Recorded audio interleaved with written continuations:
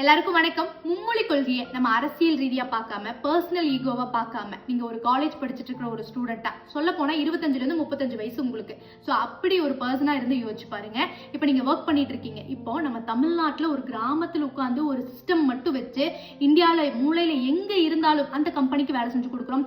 அமெரிக்காவுக்கு வேலை செய்யறோம், கனடாக்கு வேலை செய்யறோம். அப்ப நம்ம இங்கிருந்து நம்ம அந்த வேலைகளை செய்யறோம். அப்ப அந்த ஒர்க் கம்யூனிகேஷனுக்கு லாங்குவேஜ் அப்படிங்கிறது முக்கியமா இருக்குங்க.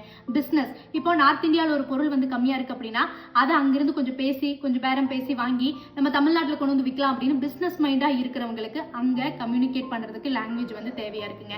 நம்ம இப்போ நிறைய எக்ஸ்ப்ளோர் பண்ணணும்னு நினைக்கிறோம். இப்போ தமிழ்நாட்டில இருந்து வெளியில போய் இந்தியா ஃபுல்லா நான் பார்க்கணும், உலகம் ஃபுல்லா பார்க்கணும்னு நினைக்கிறோம். ஸோ அதுக்கு லாங்குவேஜ் அப்படிங்கிறது ரொம்ப முக்கியம். நம்மளோட தாய்மொழி நம்ம அம்மா மாதிரி, அதை நம்ம கிட்ட இருந்து யாரும் பிரிக்க முடியாதுங்க. ஆனா மற்ற மொழிகளை ஜஸ்ட் கம்யூனிகேட் பண்ற அளவுக்காவது நம்ம தெரிஞ்சு வச்சுக்கணும். இங்க நம்ம தமிழ் வந்து சூப்பரா பேசுறோமான்னு கேட்டா அதுவும் இல்ல இங்கிலீஷ் தான் ஃப்ளூயண்டா பேசுறோமான்னு கேட்டா அதுவும் கிடையாதுங்க. தமிழையும் இங்கிலீஷையும் கலந்து அது ஒரு மாதிரி பேசிட்டு இருக்கோம். சரி, ஓகேங்க, இன்னொரு மொழி அப்படிங்கிறது நமக்கு இப்போதைக்கு தேவைதான்.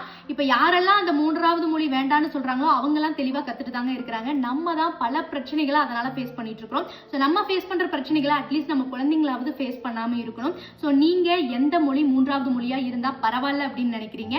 ஸோ மொழி தெரியாம நீங்க ஏதாவது இடத்துல ஸ்ட்ரகிள் பண்ணிருக்கீங்களா? ஸோ இந்த மொழி கத்துக்கிட்டா பரவாயில்ல அப்படின்னு நினைக்கிறீங்களா? எனக்கு கமெண்ட்ல சொல்லுங்க.